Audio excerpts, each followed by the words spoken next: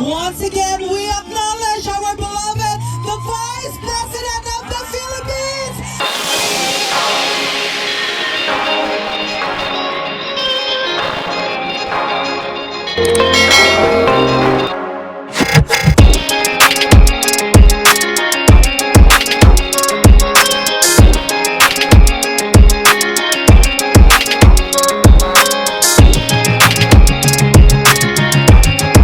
Hello netizens, welcome to my vlog. This is the continuation of the full speech of Vice President Sara Duterte during the peaceful rally at The Hague. Please watch and share. And of course, subscribe. Inday Sara Duterte! Inday Sara Duterte! Inday Sara Duterte! Inday Sara Duterte! Susunod po ang pagpapasalamat ko sa Dutch Police sa kanilang pagtulong sa atin na mabuo yung programa ngayong hapon na ito at sa pagpahintulot na tayo ay magkaroon ng rally para kay Pangulong Rodrigo Duterte. Maraming salamat po sa Dutch Police and of course sa local government ng The Hague at sa Foreign Ministry ng the Netherlands. Maraming salamat sa kanila. Ang susunod na pagpapasalamat po ay mula sa akin para sa ating mga organizers ngayong hapon na ito sa Executive Committee na nag-meeting araw-araw, iba't ibang time zone para pag-usapan kung paano natin maisagawa ang ating pagsuporta, pagpapakita ng suporta kay Pangulong Rodrigo Duterte na patiwasay at maayos ang ating pagsama-sama ngayong hapon na ito. Duterte! Duterte! Duterte! Duterte! Duterte!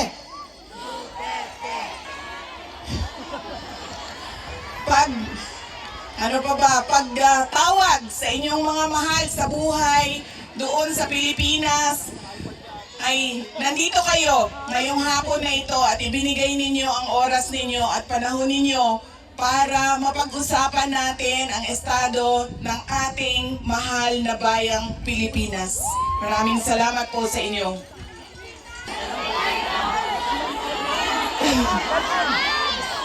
Tumigil na siya sa kakahingi ng Pinoy na ulam dahil parang hindi talaga kaya nung nagluluto sa loob ang Pinoy na ulam. Pero nagpadala ako kahapon ng PDF file ng mga recipes na pwedeng sundin nung nagluluto. Yes! Duterte! Duterte! Duterte!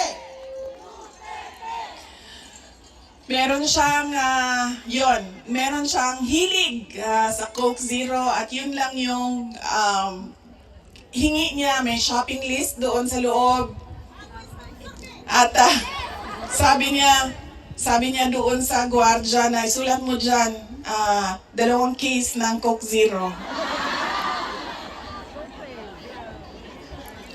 Kahapon, bago ako umalis, tinuruan ako ng gwardiya. Sabi niya, pwede ka naman bumili dyan sa vendo tapos iiwan mo para sa kanya. So sabi ko, Papa, anong gusto mo dito? Sabi niya, Coke Zero lang.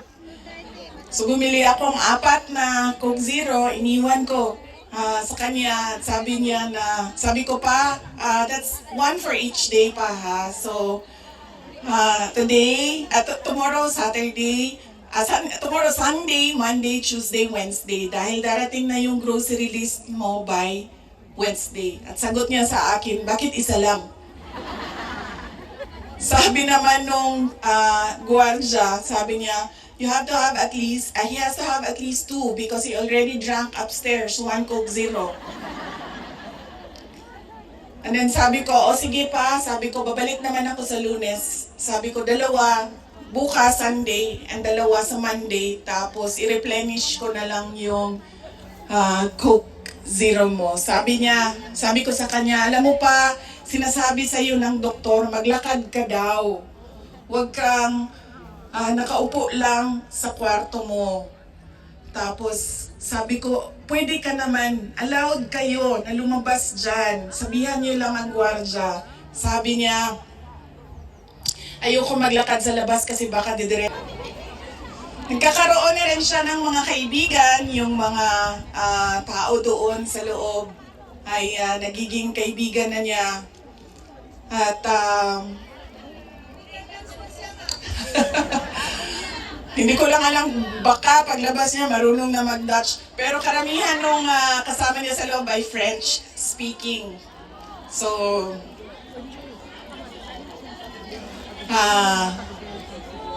baka paglabas niya, no, di na kay kamao magbinisaya, tingala tama. Voulez-vous coucher avec quoi? Tingala na. Whatever that means. So, at that point, he is okay. Okay naman siya. Pero as a lawyer, kasi alam niya yung batas eh. Alam niya kung anong nangyayari. Kaya medyo persuasive siya. And lagi niyang inuulit-ulit kung ano yung kailangan gawin para sa kanyang to the very minute na tinulak siya paakyat ng eroplano. Ilang beses niya sinabi na I want to be tried in a Filipino court before a Filipino judge and a Filipino prosecutor because he knew that number one, wala talagang basihan yung kaso. 43 counts of murder. Ang sinasabi nila na thousands. Totoo yan, ma'am. Kaya minsan naisip ko, naging kaso lang ba ito dahil sinusulat sa media na thousands ang namatay? I do not even understand paano naging crimes against humanity ang 43 counts of murder na ngayon ay lumalabas, hindi naman ata totoo lahat yung mga witnesses at yung mga complainants. But that is a thing for the courts and the lawyers to discuss inside. Ano bang pwede nating gawin? Ang pwede nating gawin ay i-demand na ipauwi or iuwi nila si Pangulong Duterte. Bring him home! Sa Bring Pilipinas. him home! Bring him home! Bring him home!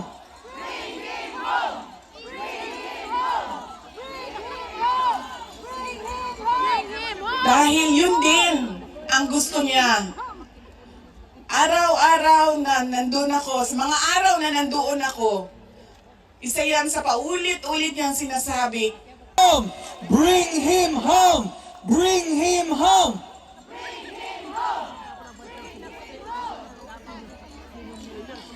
at yun ang gusto niya. Gusto niyang umuwi.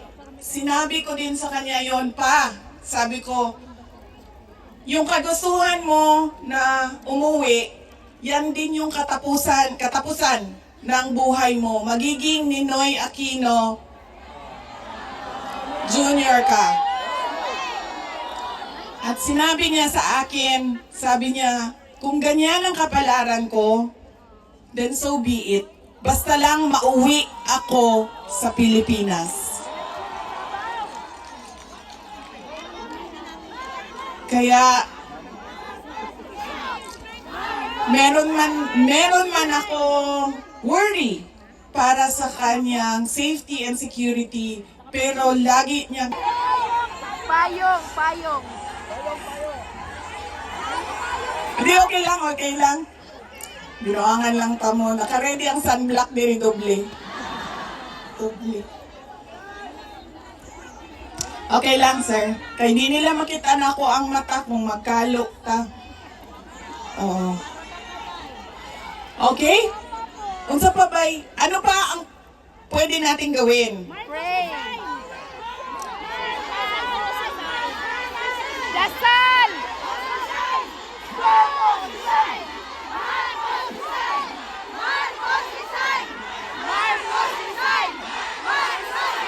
Marcos resign! Marcos resign! Marcos resign!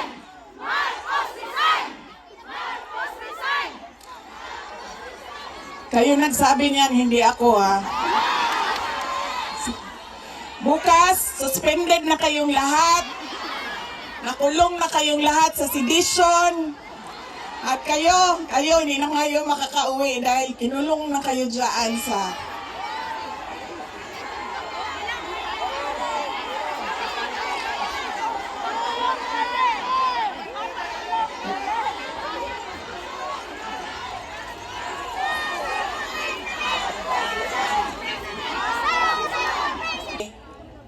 Ang pagiging Pangulo, dapat nasa tamang pag-iisip ka.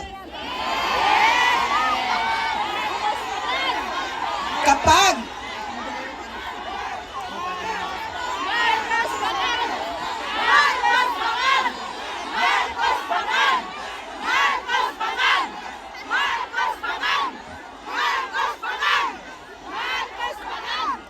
dahil nasa mga polisiya mo at desisyon mo ang kinabukasan ng kabataan at ng bansa.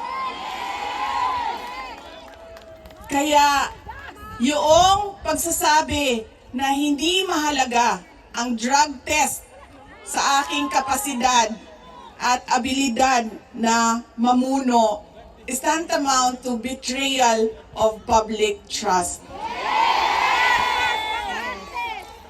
Dahil kailangan malaman ng taong bayan na nasa ayos ang iyong decision making.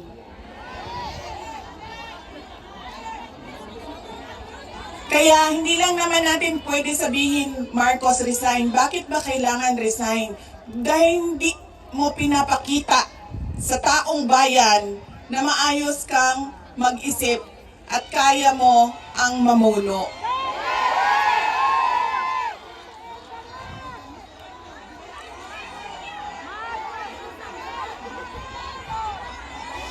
Madaming mga tanong na nasa loob na ng korte.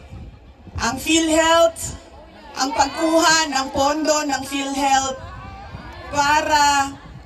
para bang naging pyramiding ang ginawa nila sa budget ba? Kumuha sila ng kulang ang pera dito, kumuha sila sa ibang source para isalpak dito, ay nahanapin na naman sa ibang source yung nagiging juggling at parang pyramiding na ang nangyari sa budget. At kung nakikita ninyo at naiintindihan ninyo ang budget, karamihan doon pamigay lang ng mga politiko na tinatawag nating ayuda.